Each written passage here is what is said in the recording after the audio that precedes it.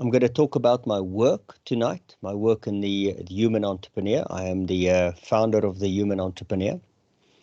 And the work that we do is we find entrepreneurs, we build businesses, and we create jobs. Last year, in November 2020, we took 50 people from Deep Sloot and Orange Farm, which is here in Johannesburg, which is quite previously disadvantaged, but even currently disadvantaged areas and poor areas. And these 50 people had to build a business in 21 days that make enough money to replace their salary of about 3,500 to 5,000 Rand per month. And we did 30 businesses in just 21 days. Then we did the unthinkable and we left them alone. And even 6 months later on, 62% are still trading while an additional 14 businesses were created. Shows that the work that I do with these young people instills resilience and adaptability. The process itself, I started in 2014 when I did the dissertation for my master's degree. And that's when I came to realize that innovation doesn't work. And that's where my journey down this road started. I've been an entrepreneur for 21 years. I've been on a personal development journey now for close to 14 years, 13, 14 years. So I've probably done my 10,000 hours in that. I also sit on the advisory boards for Customer Experience World, as well as the professional interest group of the University of Liverpool in the UK. And I'm a single dad, and for shits and giggles, I'm a firewalking instructor. And that is the totality of me. So let's talk mental health and business, specifically entrepreneurship. I don't know how many of you are familiar with the concept of learned helplessness, but let me use a little story to illustrate this. In the old days, when circuses still had animals, you would see this big, majestic elephant outside of the big top, and there's a small rope around its foot and a little steel pin just into the ground, and that elephant does not move away from that.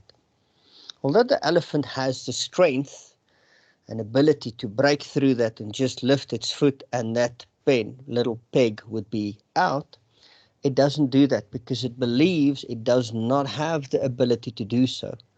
And that came from when it was a little elephant, and that pin in the ground and the rope at that stage held it tight. And as it grew, it still believed that it can't break free from that rope. And that is learned helplessness, where you truly believe that the environment, everything that's going on around you, is just too much and you can't overcome that. And that's because you were conditioned to believe so.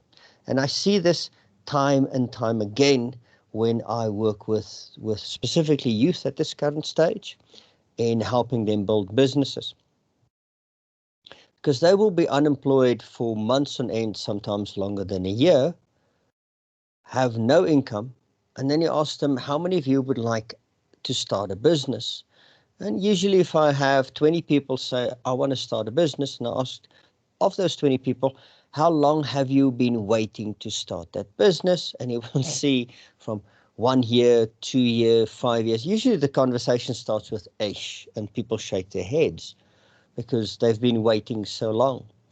And this learned helplessness is what I believe based on the current approach to entrepreneurship and how entrepreneurship is taught, how it's written about, and how people are supported in incubation programs, etc., etc., etc. So it keeps you in that helpless state. And what we do with the human entrepreneurs, we break those bonds of a limiting belief of that you can't do that. And we do that completely differently. And let me explain how. Probably all of you have heard some speaker, some politician, or some book tell you that through entrepreneurship, you can escape poverty, you can reduce inequality, you can gain freedom over your finances, freedom of your time and your choices, etc., etc. But there's a problem with that. What these speakers, politicians, and books completely forgot to tell you is that entrepreneurship can only do one thing and one thing only, and that is to look after the needs of the customer, not the entrepreneur. If you look at the life, the working conditions, as well as the financial stability of a typical entrepreneur, you would see that they'd never got what was promised. They are, in fact, treated like the runt of the litter. I believe our current approach to entrepreneurship on some level destroys the entrepreneur. And it's all of these different approaches that lead that we spend billions and billions around the world on entrepreneurial development, yet we achieve little or no results through that. People might start a business. I think I spoke to a research psychologist this morning who's doing some work for me. And I believe she quoted that the average success rate of a business incubator in South Africa is about 8%. 8%, not 80, 8%. And that's a lot of money they go into it. And I've spoken to a lot of these incubation organizations, and the problem that they face is usually when people leave, a month or two afterwards, the business collapses and they sit at home again unemployed and nothing happening. And that's the purpose of the human entrepreneur. We turn entrepreneurship on its head because in the current state, because we focus on the customer, focus on the business, that's why it's not properly working. We're not starting with the seed of success. We need to start with a human being first, with the entrepreneur first. You have to understand, ladies and gentlemen, that without a customer, your business will not run. I can't argue that.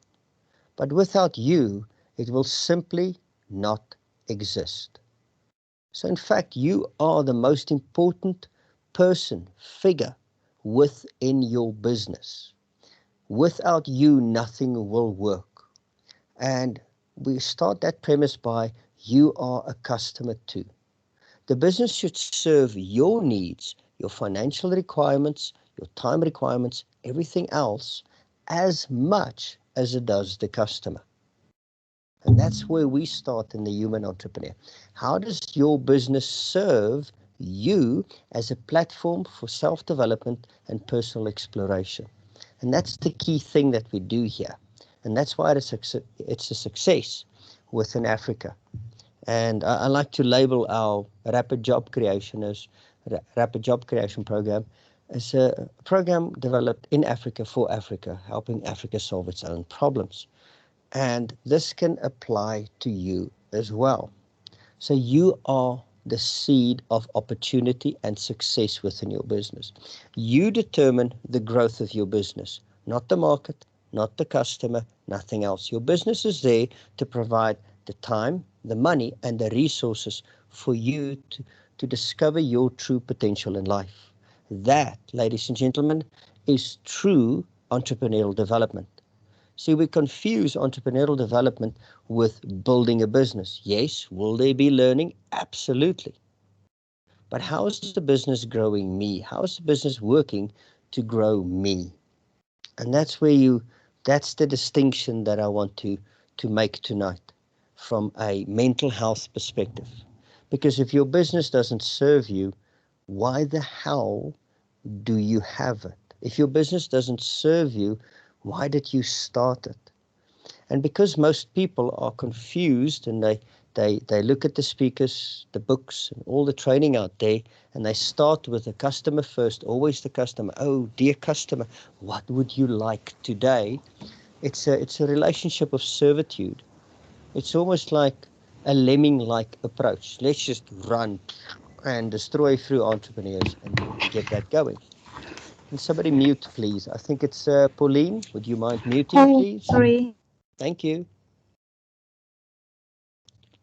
And let me explain this through a different story. Imagine that your business is a sailboat. This phone of mine is a sailboat, okay?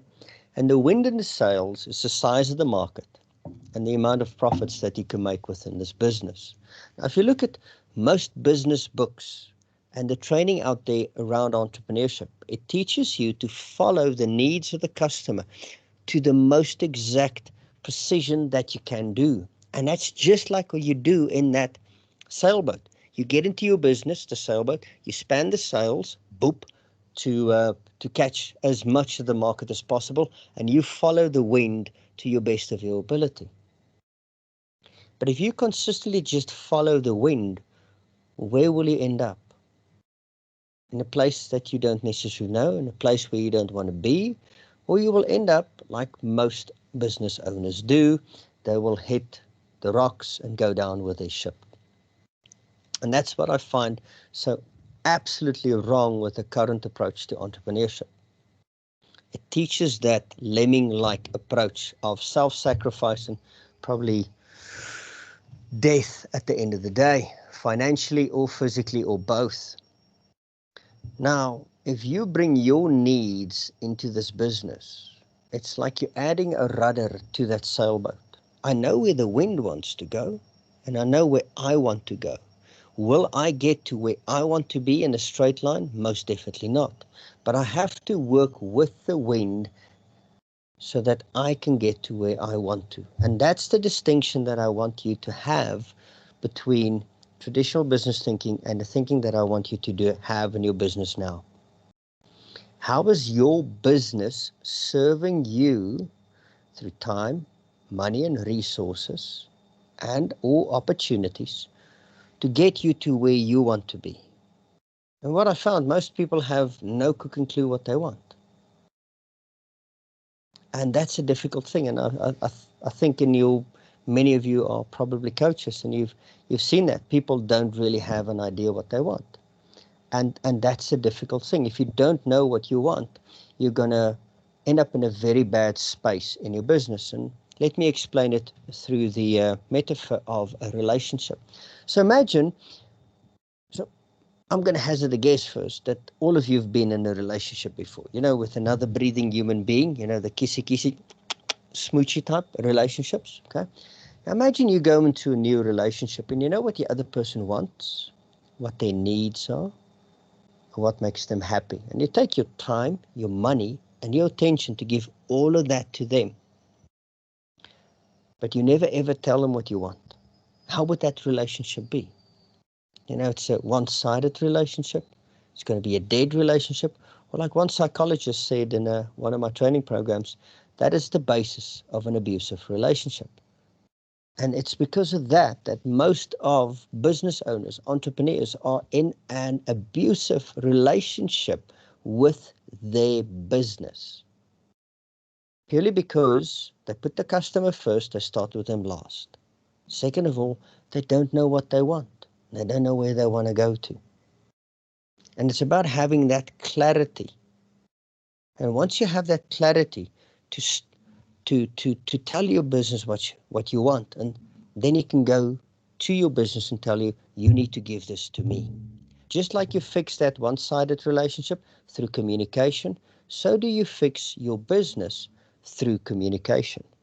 Because if I go to my business and say, well, I want the following amount of free time, money, resources, and opportunities, and it says, well, I can't give that to you, then you have a few options. You can either say, cool, let me kill this business off, or let me try to innovate this business so it can give it to me, or I accept that it can maybe give me one or two of the 4 things that I require, but then I start another business and I keep that one there.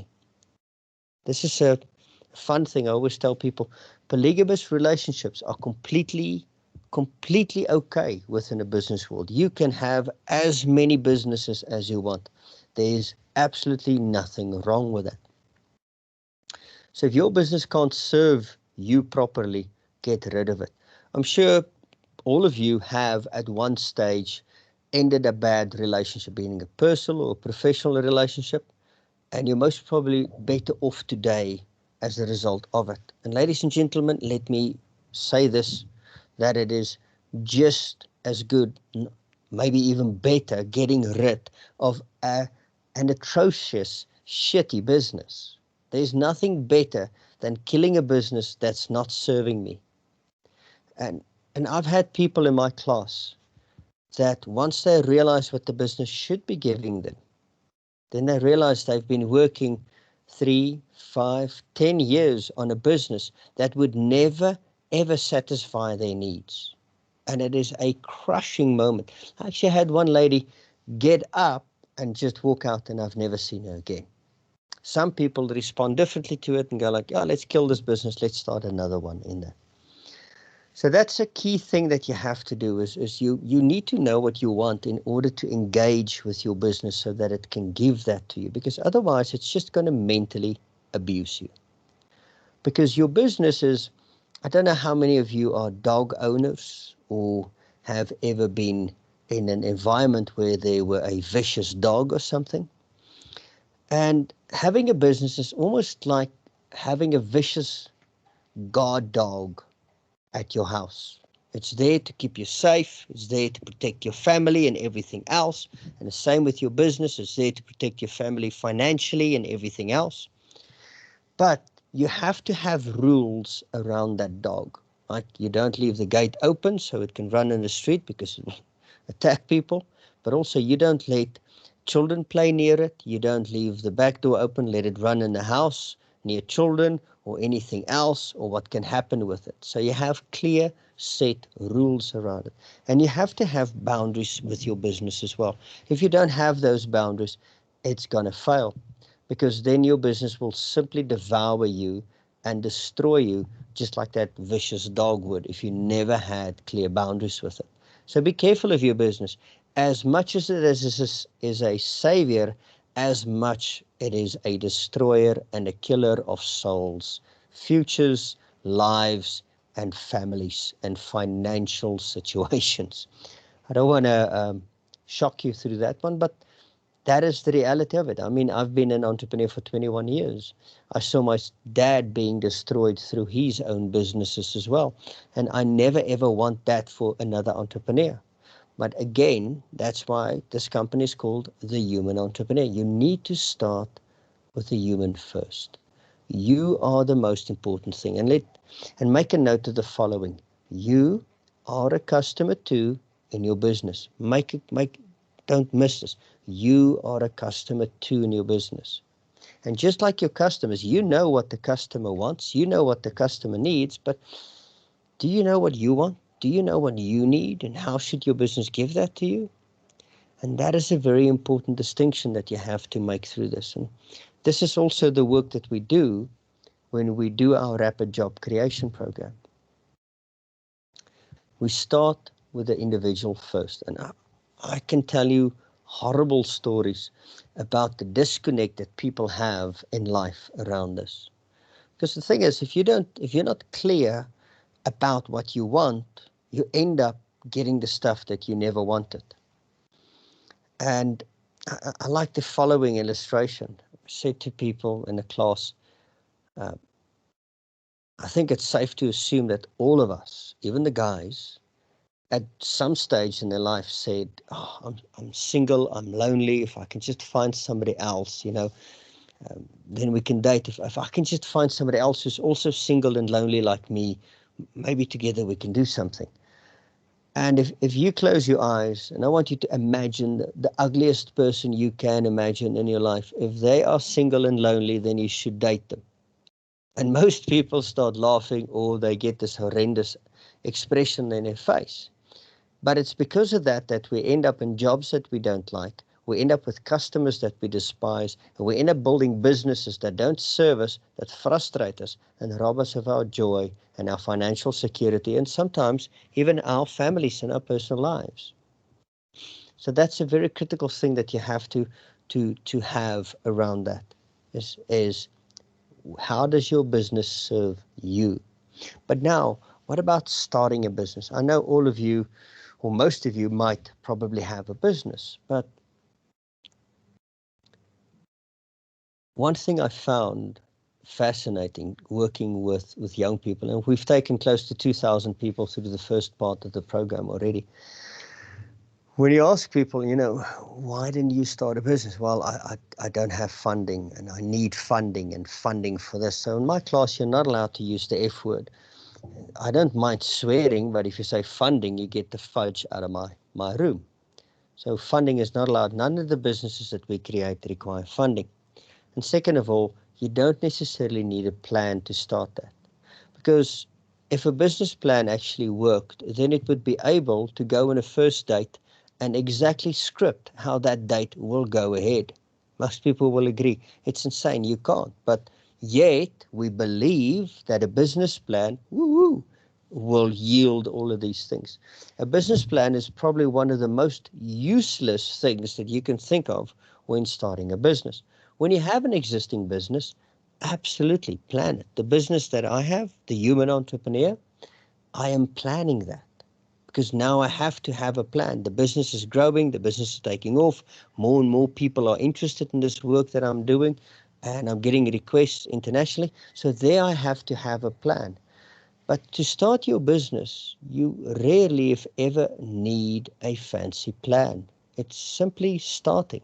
It's more difficult to fall out of bed than it is to start a business. Any questions from anyone while I take a sip? I see there's is it in the chat? Look at that. Any questions? Just type in the chat if you have any questions for me on that. So that's a key distinction that you have to make in your business in order to have a good mental health as an entrepreneur. Because if you don't clearly illustrate to your business what needs to happen, if you don't set those boundaries, if you're not in command of your business, I'm not going into working in your business and on your business. I'm not talking about that at all. If you're not in control and command of your business will be in control and command of you. And if you look at the typical financial stability, life, health, and mental health conditions of an entrepreneur, you will see that's where you will end up. And that's why the traditional entrepreneurial teaching is so dangerous, because we're destroying people's lives, and for some reason it's some freaking badge of honor that, oh yes, I work 18-hour days. Yes, I do 100 hours like Elon Musk. Stuff Elon Musk. I am not the Musk. I am Willem, and I work on my own routine. And find yours as well. That's one of the biggest things that I've seen impacts entrepreneurs' mental health massively. It's this comparison, incessant comparing again, but I'm not as productive as that person. I don't work like that person. And we always try to do these different things instead of just looking at what works in our life and go. Candace knows me by now, and for the past 13 years, I've not been sleeping with an alarm. I just wake up. When my body wakes up, I start. So yesterday I woke up at midnight and I worked till 4 o'clock, and then I slept again till 6. This morning I woke up at 4. I went to bed at 11, and that's fine. And then I slept between 7 and 8 again. That's my best time and productivity that I have as an entrepreneur, and I embrace that. And I don't feel guilt or shame or compare myself to anybody else. Be careful how you compare yourself to other people. Be very careful. And also, another thing that impacts mental health of entrepreneurs, which I've seen a lot, because I used to spend no less than 2 hours a day on my personal development. But to a great extent, I've stopped my personal development almost completely. Because what I found many entrepreneurs do, especially when I work with youngsters, and even now, at my age, people trying to study, to preempt every possible scenario that will happen. And that's an impossibility. You can't do that. So instead of doing my personal development work in the morning, as soon as I get and I have my first cup of coffee, I start working. I will start 3 o'clock in the morning, 4 o'clock, and I will crunch away at it. And I am focused in everything else. And whatever I need to learn that day to move my business forward, I learn that day. Because now it gives you that freedom to do. Because what I found, a lot of us sit and hide under the guise of I'm being productive, I'm building my business, and it's just you're studying and you're hiding, and it's withholding you from taking action. So be careful of having another course and having another this and having another that. Just build a business, see where it grows, and then study and learn as it goes, instead of trying to control. Because I've seen so many people, they want to go into that direction, but it doesn't freaking work. But now they're qualified in it, and they spend money in it, and they have sunk cost in it, and now they keep hammering at a dead freaking horse. And that leads to mental anxiety, sleepless nights, guilt, shame, a lot of shame, and possible depression. So let go. We're all free spirits in this one. So let go. See where the business goes. Have a serendipitous experience rather than a controlling experience. You can't predict the future, ladies and gentlemen. It's impossible. If you don't believe me, watch the Weather Channel. Okay? The best thing you can do is you can determine tomorrow by the results, by the actions that you take today. You control tomorrow by the actions that you take today. That's a much better way to live. And your mental anxiety will go down a few steps because now it's just in the moment. I think it's Marcus Aurelius who said, what we suffer so much in the future. And that's where a lot of our suffering as entrepreneurs come from, because what then? What then? What if the business fails? What if this? And you know what? When it comes, it comes. And that's the key thing. If you consistently just build a business and you respond, I'm very Taoistic in my business approach. I've been reading the Tao Te Ching probably, I wouldn't say daily, but often over the past 4 years. And over the past year, I finally achieved to internalize the concept of being like water. And you have to be like water, because if you block water, it'll find a way to flow around it. Water is soft, it's not a very threatening substance, yet it can cut through the environment and create valleys and mountains. That's how strong water is. And if you really want to make an ass of yourself, try to attack water. It doesn't work. But when we are rigid and go like, yes, this is me, this is who I'm going to become, this is the business that I will build, this is everything else, then you are rigid as a tree, and you can stand tall in anything. You can be the tallest tree in the forest. The smallest axe can take you down.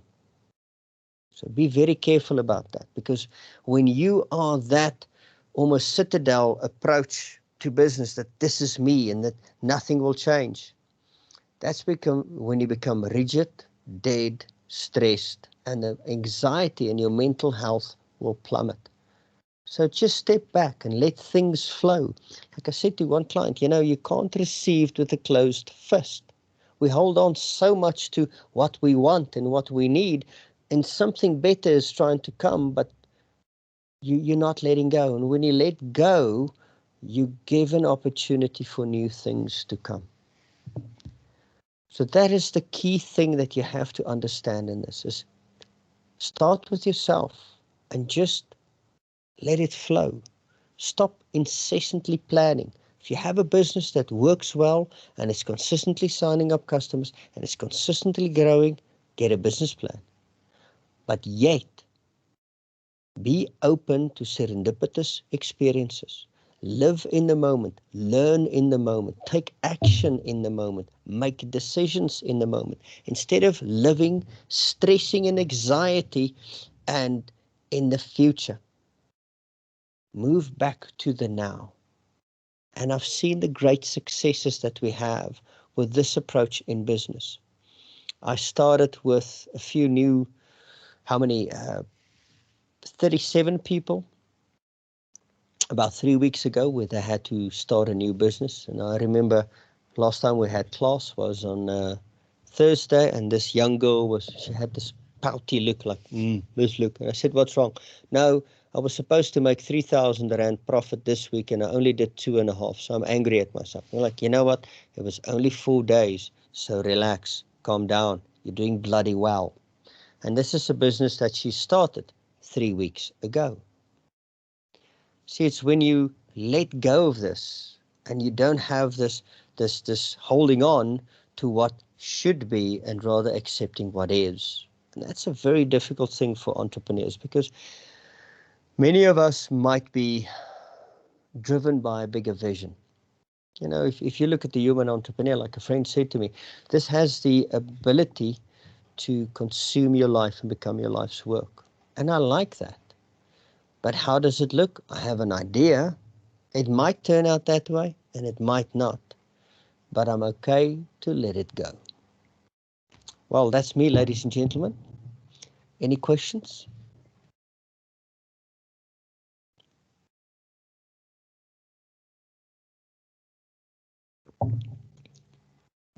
Are you awake?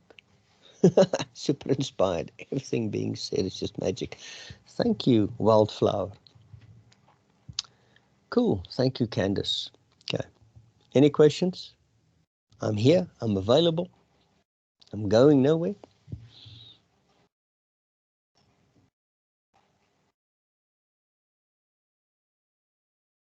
Hi, Willem. Hi. It's Wildflower. It's Kirsten. How are you doing? I am doing well, thank you. I just want to say I am so inspired about what Thank you you. spoke about this evening, and you're into something so great, and helping entrepreneurs grow is just incredible. I want to share something with you. Please. I'm starting slow little things as I go. I've owned my own little studio doing hair and supporting little small businesses and a lot of arts and crafts, and I'm in the creative field. So I want to share with you what's one of my ladies, what she shared with me, because I want to help empower people to find a skill, find a passion that, we got that creative little spirit inside of all of us, whether it's in accounting to being a painter. We have it. So she handed over to me The Artist's Way. Have you heard of it? The book. I have not. I've read Steal Like an Artist, and I love that book.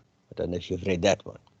Oh no, I haven't. I've just started The Artist's Way, and this guy also helps people unblock their creativity and that. And I do believe like it's very important. And going into what you really are destined for, if you can start going within and asking the questions within yourself, what is it that lies in me? One of the questions I've asked my clients and a lot of people all my life is, if money wasn't the object, or it wasn't the currency and it didn't work for money, like, what would you do?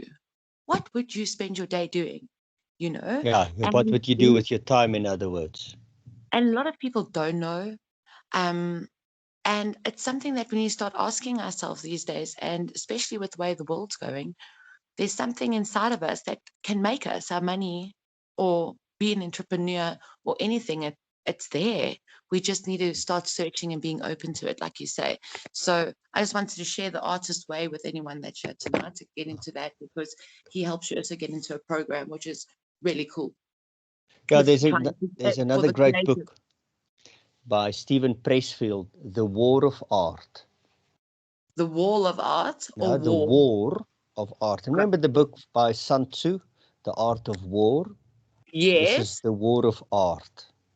And it's about Okay. the excuses and sneaky methods that we devise not to do our work.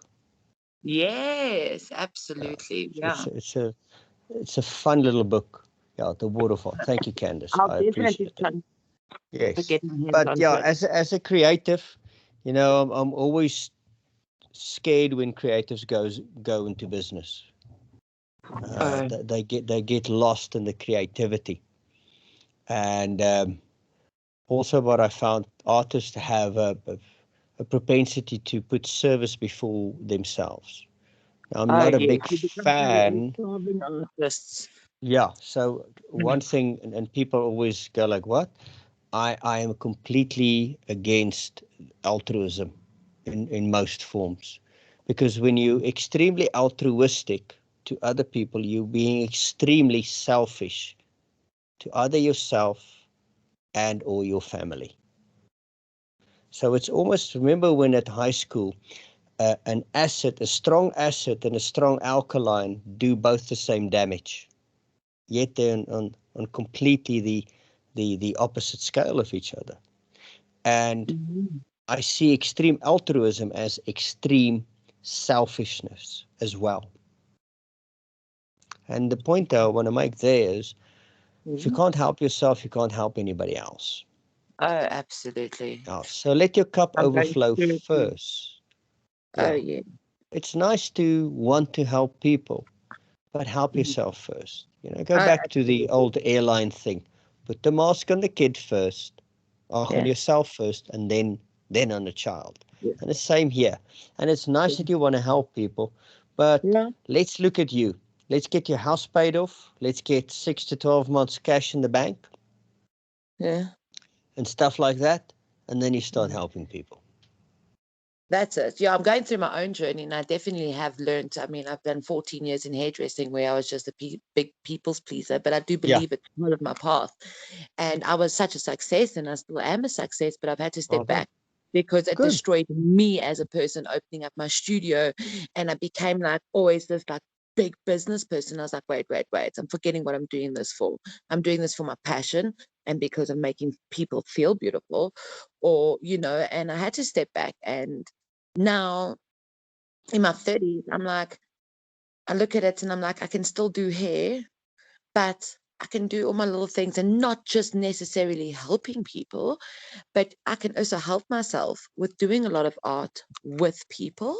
So not just helping them, with helping them, I'm also helping myself.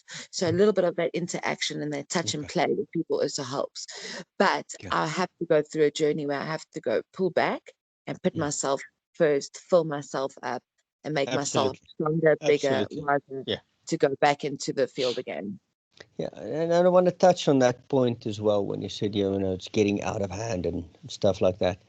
If you look Mm, at teachers, mm, teachers are in most countries very poorly paid, yet they do great work. And you get some great ass teachers out there who passionate do teachers, yeah. passionate work and they get a dime for their work.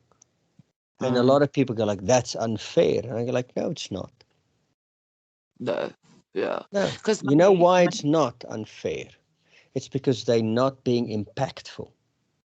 Okay? It's nice to help you if I help one or two or three people, but they never sit back and think, how can I make this impact bigger? And this is exactly what I'm doing with a human entrepreneur. So this goal for this year is, how can I create 10,000 jobs by creating 10,000 businesses?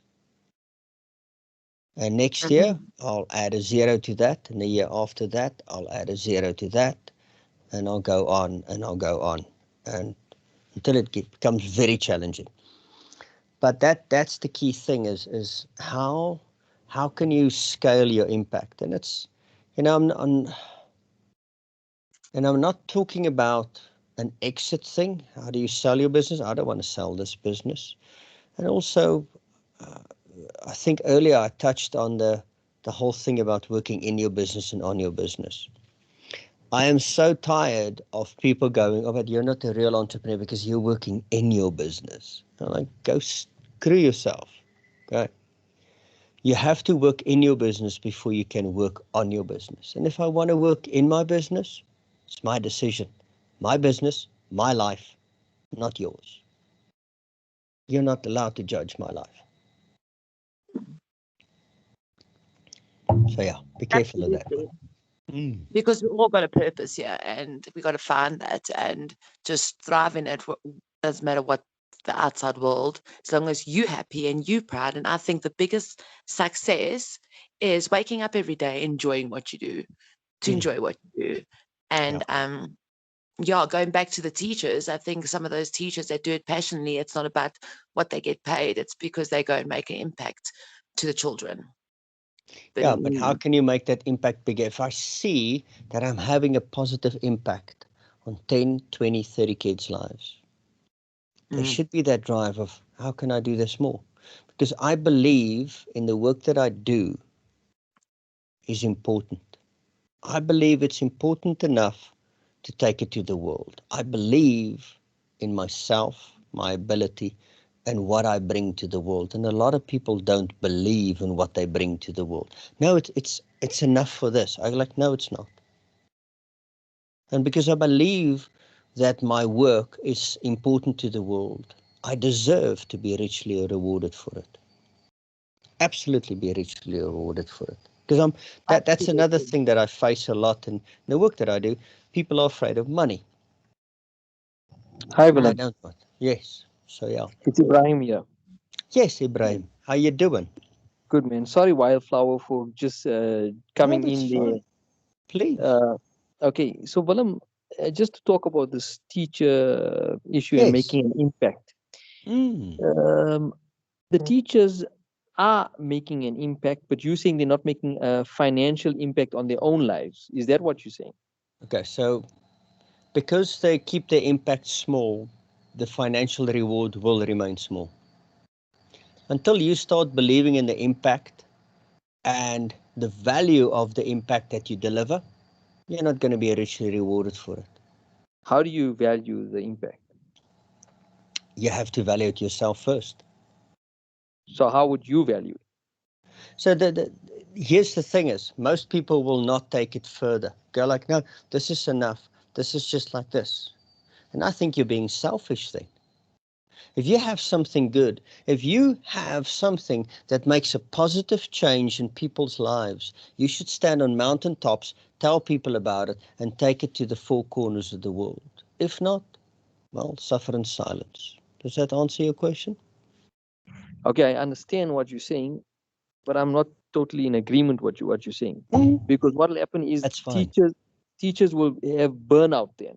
So what I would like to say is that, Ah, you understand, is that so teachers, students go to school and they've got to put up with 30 students in the class, with obviously balancing okay. all the rules that the government's put on them. They know Now corporate. let me explain it from a different perspective, because you're thinking the same way that uh, all entrepreneurs think at some level. And let me use an illustration of what I have in class. Like you said, they will have burnout because you're thinking of increasing my impact can only be done through one thing. It can only be done one way. It can be done differently. It's like the one lady. She goes like, I wanna have 100,000 rand cash in the bank. And I said, what do you do? Okay, it's I sell muffins. I go like, so how many muffins is that? And then suddenly she had muffin burnout because there's not enough muffins to fit in the head to visualize that 100,000 bucks. Okay.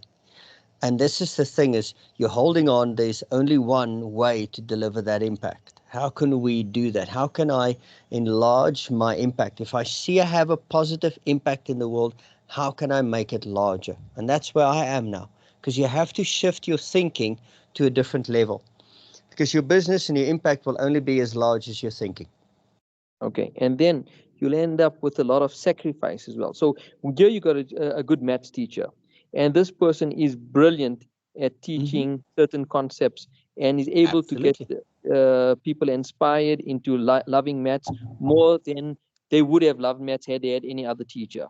So this teacher here now is sitting in a school and is taking class by class, year after year, and inspiring 30 students at a time, and is abandoning maybe 1 million students where he could have had a reach and an impact on. At the same time, what's happening is when he goes forward, and he probably is going to have a YouTube channel, and he's going to become he's going to be inspiring people on that level. He'll be sacrificing a lot of other values that he believes in. For example, probably that, such as his family time, such as his commitment to schools, to his environment, to his community, to play. It's because he's now walked out of Two that. questions. Two things I want to reply to that. Number one, it's your decision how much your business impacts your personal life or not. Okay? That's your decision. And he can shape the business. I'm in control of my business. I shape my business to serve me like I want to. So no, I don't buy. It'll buy into family time. Yes, and some days it will, and some days it won't. Okay? That is not the thing. And the second point you had there is like, yeah, now they do all of these things, and it's, you have to understand that you can't build without destroying. I can't have what I want tomorrow in today's life. It's impossible. This is the thing that I see people hold on to a lot. Like, but that doesn't fit into this. No, it doesn't. It will never will. You have to become that person. And that's the key thing. That's what holds a lot of entrepreneurs back, because they're not becoming that entrepreneur. They want to be that entrepreneur by being this person. And wanting different results while remaining the same person is insanity. Right. Okay, then I just want to ask you a completely different question. Please. I like the fact that you said that, you got to let bad businesses go, and you got to know you Oh, got you, you yes. it's it's in the, like when you're in a bad relationship, it's better off if you just get rid of the Yes. relationship and start afresh. So how would entrepreneurs know that it's a bad business? How do they know that this is just not a teething problem? Markets are bad because COVID. Will it come right? How much do they go down this dark hole before they see the light, because they believe that there's light? So how would then they know when is it time to pull out? Yes. No. That, Ibrahim, is a very difficult question to answer.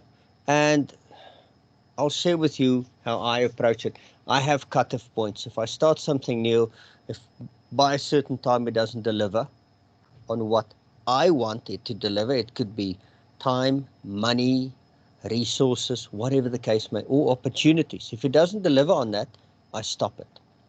Simple as that. You have to set the go, no go on that. Also, have a coach. Entrepreneurs don't necessarily like doing sales, but they are brilliant at selling bullshit ideas to themselves and the validity of it and how brilliant it is. I mean, this past Saturday I was speaking at an event, and this guy is in a business now for 3 years that barely makes a few hundred rand a month, yet he's, oh, this is a good business. I'm like, dude, look at it. So it's a difficult thing to do. And that's why I like to start businesses quickly.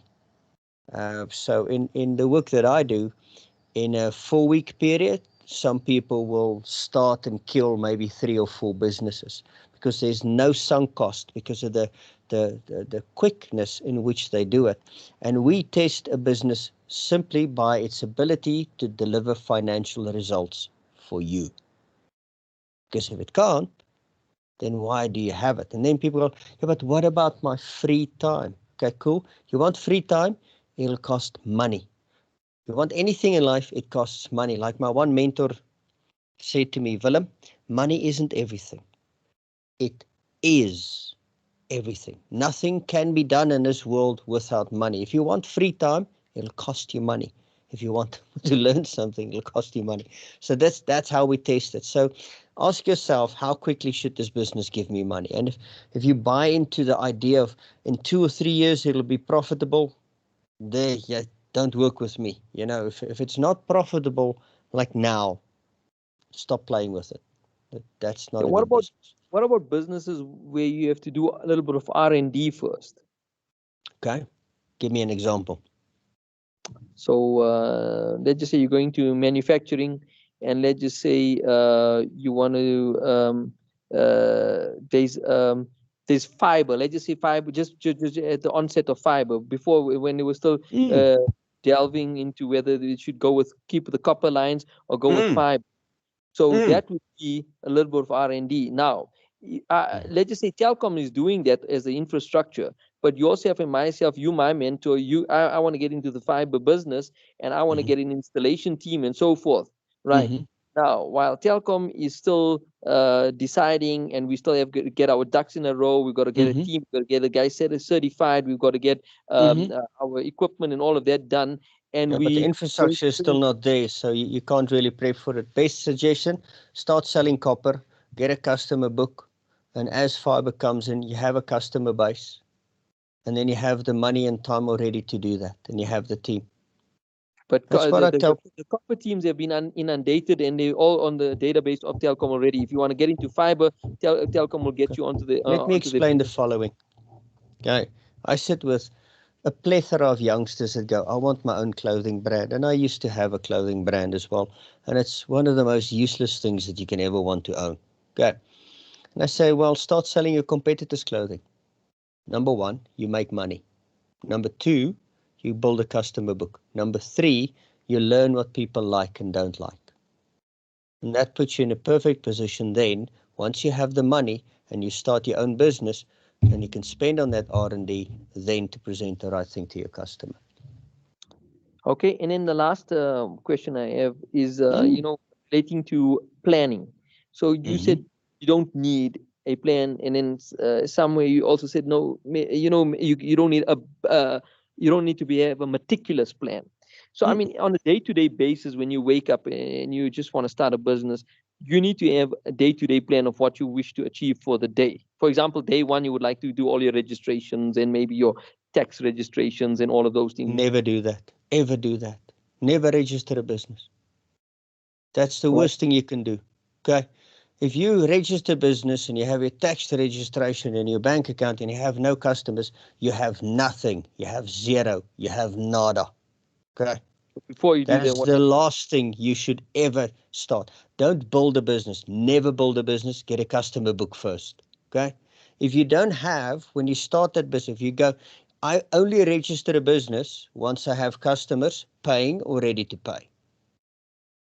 See, this is the key thing. People build the car before they build the engine. You start with the engine and then build the car around it. Your customer is the engine in it. But yet we confuse busyness with doing business. The busyness of registering, the busyness of building this website, the busyness of doing that. And I go like, where's the business? You're not doing real business, are you? So you're talking about smaller businesses than what I understand. You're talking about businesses with what type? There's no difference between that even in a bigger one if you want to start that. So what do you want to do in a bigger business? Give me an example. In a bigger business, first of all, you've got to have employees. If you're going to have, even if you're going to have a call center, you're going to have employees. Employees are going to be directly employed by you. Okay, so you're going to start this business from scratch then? If you want to start a business from scratch, to myself and yourself, are you my mentor? I want to start a business tomorrow, whatever the business might be, whether I want to sell cookies. But you want to start a call center now. And okay, do whatever all of these great things. The call center, whatever the case might be, I need to have employees. The minute I employ them directly under my own name, Why do you employ people? Come again? Work with other businesses. No. Here's the key thing again. Sorry to interrupt, guys. I can give you an example. So with my studio, okay, I also didn't do the whole registering and that, okay. But now, if I wanted to grow bigger, because now it was serving me, Willem, and I want to now get other stylists that I can train, well, my skill and learn. My stylists that are going to wanting to work for me, that what they're going to be wanting to be under the bargaining council for certain things, and there's certain criteria that we'll have to follow for our business to grow, because we would want ladies to work under us and help them grow themselves. So they would just want to also with UIF and all, trust me, I don't know about the big systematic world and the new world order, but what I do know of it. So now, like what Abraham is trying to build on and what I'm trying to get to is like, how could we make ourselves, because now we want to grow our business and because it's comfortable and it's going the way you according to you. Now, see, when you get can we build our business? See, this is the big mistake that we all make. We're chasing this big, massive, supposed opportunity. And then we put employees and everything in place. Who's taking the risk? Ibrahim. Who's standing to lose the most? Ibrahim. Who is absolutely going to be alone in this business driving this? You are. Okay? No. And that's the problem that's being taught out there, is this: we have to take all of these insane risks and have these plans based on prediction. And I don't know how many of you ever went to Madame Singara with her crystal ball, and she can tell you jack about tomorrow. Yet we are prepared to risk the financial stability of ourselves, our families, and our retirements based on a prediction? That's insane. No, that's not what we're Start. talking about. No. That's the key thing that you have to understand. Avoid that. Okay. What I would just hear me out if you don't mind. Please. Is that if you take a business and if you don't register business, you are at more risk because you have on a business you have limited liability. Did you pay attention to what I said? Okay, if you don't have customers ready to pay you, don't register a business. I completely agree with you. If you're going to start a catering business without being, the liabilities is massive. But what most people do, they buy the tour bus without having tourists. Now I sit with this bus, all the liabilities that go to it, get the tourists, then buy the bus. How are you going to Get the buy customers. You have customers ready to pay, but don't you understand this? You can rent it, make a plan. Abraham, either you can be right in your arguments or you can be rich. That is your choice. No, the thing is, what I'm getting is a consistent making an excuse here. Entertain this. You want to go and buy a bus and then look for customers. Well done. Go and do that, and you will be like most entrepreneurs, and you're going to go down with it. Fill a bus with customers, get a bus, rent it, borrow it, buy it, make a plan. But now you have paying customers. But if you want to go, yeah, let's do that, go, please. Go register your business, get your offices, get your business cards, get your employees. And once you've done that over a 3-month period, go and find customers. And we'll see where you are in 6 months' time. I hear what you're saying, and I must tell you something. Although while I'm giving hard hitting questions, I'm listening to what, please. And what I picked up in what you're saying is that first go into the deep end, and then from there get the necessary assistance that you require for you to be able to maintain what you've started. Because what it is that I picked up is that many people will take the safe way and say, okay, let's first get the bus, let's get all our ducks in a row and all of those things. Let's get the marketing. That's not the safe way. I think I'll tell you why it feels safe from the inside, because you have all the infrastructure ready. But I tell you, tomorrow, if we went into the bus business and I just put an advert out there to say we're going to have a hop on hop off of Lenasia, and everyone wants to come in, and then I get a huge response, and I got no bus. So I quickly get to Patco and I tell Patco, listen, I want to borrow a bus. It'll cost me X amount, 1,000 Rand for the day. Fine. And now I start like that. I got no idea of how the bus driver is going to react. I can't. Really, you have no control over that? You see, that's an excuse, Ibrahim. Really. How do you brand yourself? And why do you have to brand yourself? Because again, you're holding on to a belief system that is disempowering you. Look at how passionately you fight for why it will not work. Look how passionately you argue for something that will possibly financially ruin you. You're doing it so well that you're discounting any other approach to that. And if that's the approach you want to take, that's fine. But that's just what I'm teaching you here. If you want to risk everything, go and do it. It's your choice. It's your business. That's I always tell people. It's your business. No, I hear what you're saying. I just need to maybe find out more. Maybe I should have, if you could just come back on another day and give us real life examples of how X, Y, and Z started, and what was the It's approach on a simple. day-to-day? Let me Give us a explain diet. this to you. I have one lady, she has a bakery. Ne? She's small time. She just started 2 weeks ago. Okay? Yep. She's doing muffins and she's doing cakes and everything. She doesn't own an oven. Right. She's a broker. Okay, so no. She doesn't own an oven. You know what she did? Let me introduce you to this thing. You know what this is? Yes, cell phone. I say, she picked it up. Hey, do you have an oven? Yeah. Can I come and bake a few things there? Cool. Thank you. See you in 5. There's your real life example. There we go. Spot Then on. looking at what type of turnovers and what type of meaningful life that, okay, from the businesses. No, but dude, this applies to anything. Look again how passionately you fight to go and destroy yourself financially. If it works on an oven, why wouldn't it work on a bus? Why wouldn't it work in a manufacturing environment? Why wouldn't it work anything else? Because you're not entertaining that at all, are you? Okay, Willem, can you do us a favor? Or whenever you're going to come back on, and I'd like you to definitely come back on. Or maybe I could have a meeting with you at your offices or wherever the case might be. I really don't want to waste my time on that. I'm Okay. being honest.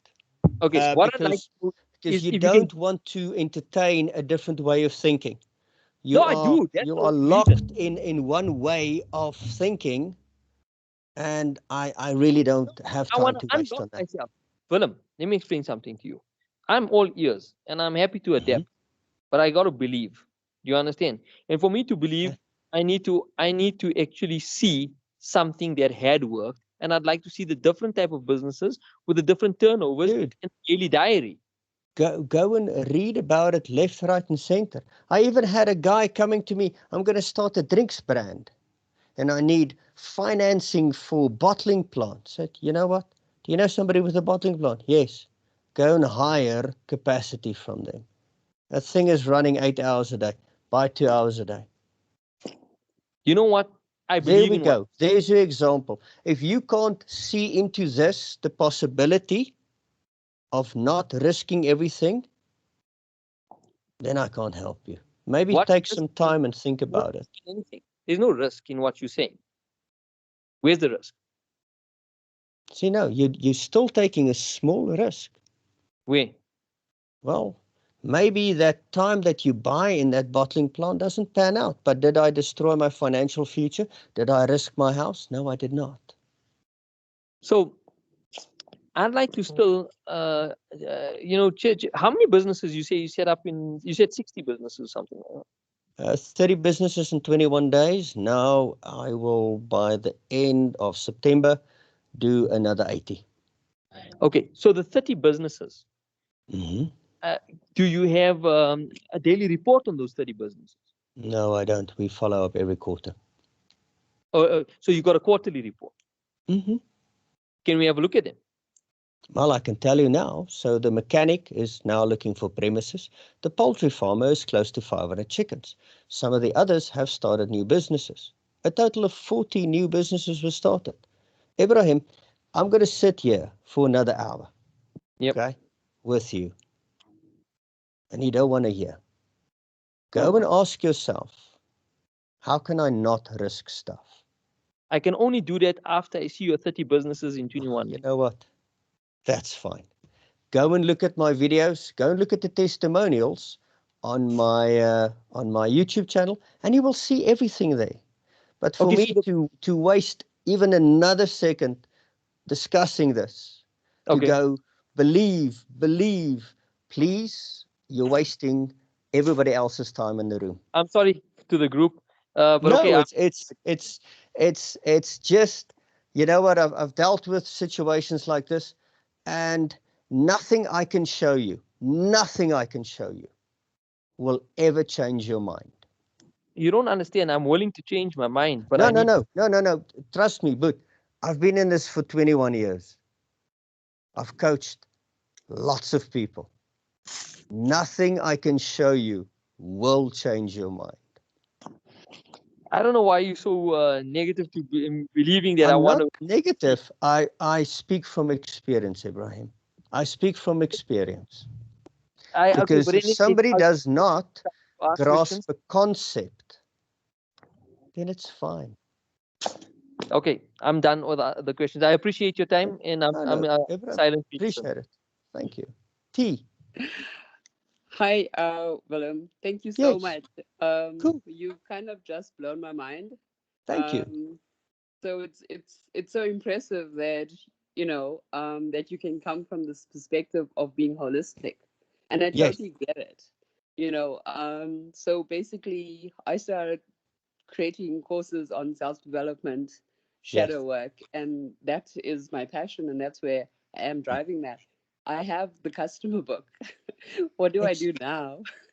Okay, cool. So it's kind of growing, and I don't want to like lose momentum almost. Okay. So yeah, so my first question is Yes. like, how do I get the books right, or what is the next step in terms of formulating the business, like making it solid? Okay, so you have customers ready to pay. Yeah, they pay. Yeah. And you promised a book, a course, or what did you promise? So I have several courses that I'm running with, and they're going Okay. through those programs. Yeah. Okay, cool. So what is the real question then? Because it seems people are going through it. Yes. And your question is, what's the next step? Yeah. Okay. What's the So, next step for you? What would you like to achieve?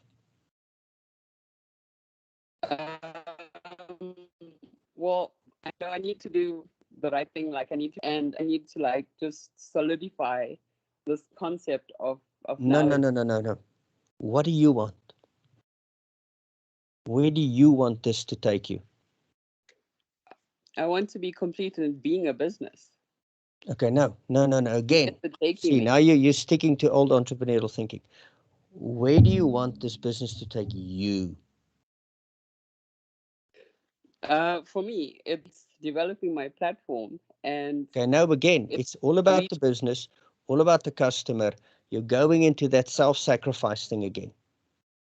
no. So What So should the from business going give from you? Because that determines how you should shape the business. Does it make sense? so personally, my platform gives me the opportunity to self-develop. I mean, I'm a Okay, scholar that's too fine. Where through my should that school. self-development go? Where do you want to take that? Do you want to go and learn over international scholars? Because you have to grow the platform as well, don't you? Sure. Okay, cool. So how do you want to grow? Just do the simple courses? Do you want to fly overseas? Do you want to go spend more time on courses? What would that look like? So for me personally, it's to make these courses available to as many people as I can. Okay, I understand that. But now you're talking about the business. I'm talking about you.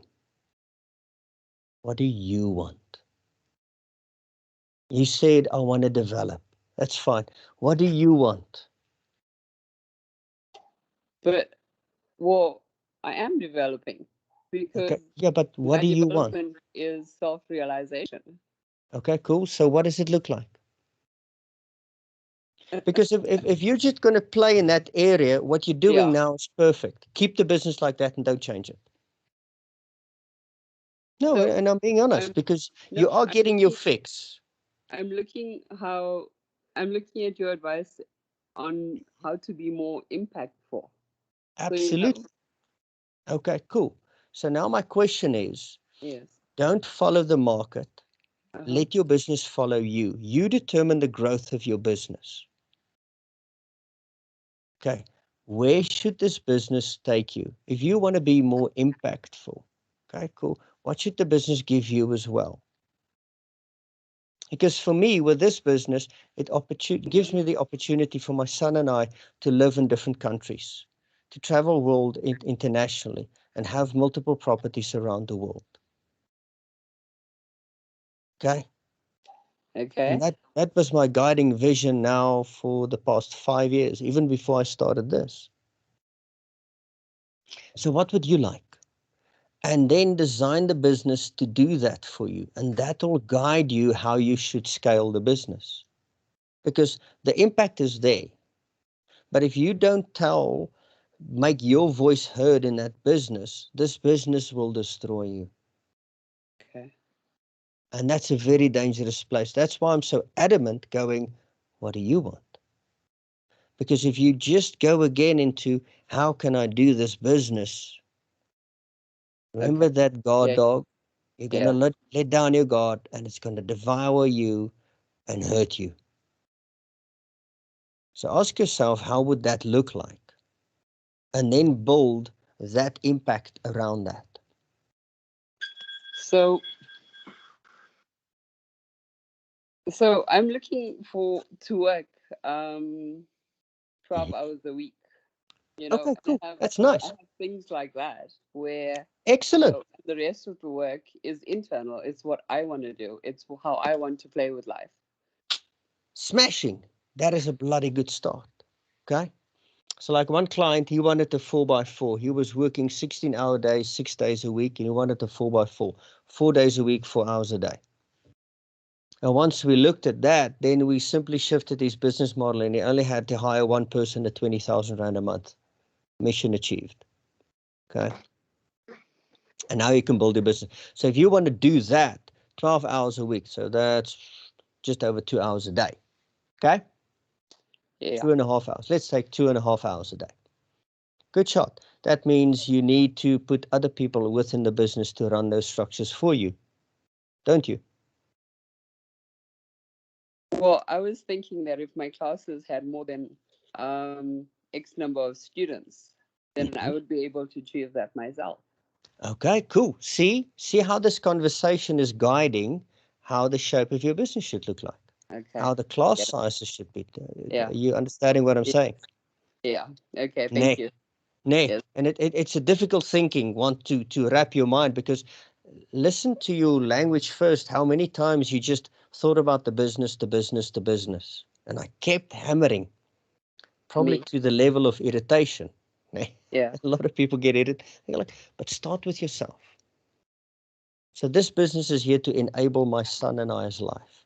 The fact that it's going to turn out and possibly turn out my life's work, if it could, it'll be absolutely great.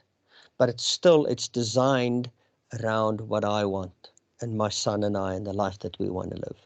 I hear you. Okay. Yeah, that's awesome. Thank This is you. helpful. It's very progressive. Smashing. Yeah, no, that's why I get a lot of flack out in the market. I've had people book 2-hour lunches with me, go like, you're wrong, you're this. And I go like, thank you. Remember, if you do something that irritates people, agitates people, and you get pushback, you're most probably onto something good. Because if you don't, you're maintaining the status quo. Sure. So, okay, but Willem, on a very structural note, is there certain tick boxes a entrepreneur needs to tick apart from, like, I need to get these invoices, this program, those sort of like just the practical things. there's Like, 3 things you need to do in your business every day. yeah. And I found most businesses that struggle don't do these 3 things. You need to do management every day. You need to step back and see, where are we? Is this working? Because otherwise you're just digging in a trench, never looking up. Okay? Yeah.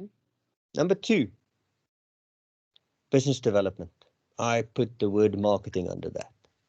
You need to stand on mountaintops and shout to the world about your message. You need to get it out there. And then lastly, the most important is sales. You must do these 3 things every day. I don't go to bed if I haven't done all 3. Okay. That's awesome. Thank you. Cool. And that, it's as simple as that. Yeah. Yeah. Be careful of confusing busyness and business. The fact that you're busy doesn't mean you're doing business. Yeah. Yeah. If you don't have any customers, guess what? You have 8 hours today to find one. Yes. And what do we do with that time? Oh no, I'm doing this and I'm doing, but you're burning money. Yeah. Okay. Yeah. Cool. Is this helpful? Amazing. Love it. Smashing. Okay, cool. I think it is time that we ring off. I actually want to go and watch a movie a little bit. I've had a long, long day. Tired. Thank you so much, Willem. I really appreciate it. Thank you for your And time. Thank you appreciate for your everybody interacting. Appreciate that. Yes. Yeah. And Ibrahim, thank you for the challenging questions. My pleasure. Absolutely good. And remember, everybody, it's your life. You're in control. Stay in your lane. Swim in your lane. Don't look at anybody next to you. Don't compare yourself. Okay? Perfect. Don't measure the gap, measure the gain. Look at what you've achieved and just keep focus on that. And you can do that. And if a belief doesn't work for you anymore, let it go. Cool. Thank you, everybody. I really appreciate your time. Awesome. Thank you. Awesome, Willem. Thank you. Thank you, everybody. Okay. Bye. Wow, bye. Cheers. Bye. Good night. Bye. Good night. Bye. Bye.